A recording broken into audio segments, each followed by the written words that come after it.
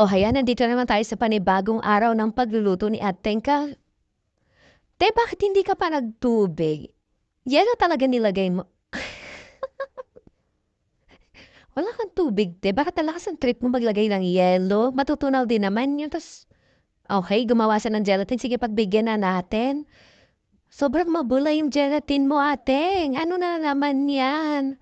Okay, sige, pagbigyan natin. Naglagay siya ng itlog, yan. Kakasawin niya ngayon. Ayan. And then, ano yan?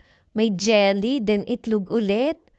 Ba't hindi mo pa sinabay yung ano ba, ayan, okay, sige, pagbigyan natin ta's lumambot na, nilagay niya sa container and then nilagyan ng cheese. Ta's i-steam niya ngayon. Oh, tapos, okay, so ngayon, chinet aside niya, kumuha siya ng gelatin at siyempre ito na naman yung malalaking mangga natin. Bubuksan na naman niya, ayan. Okay, tapos tinwist niya, oh, bongga.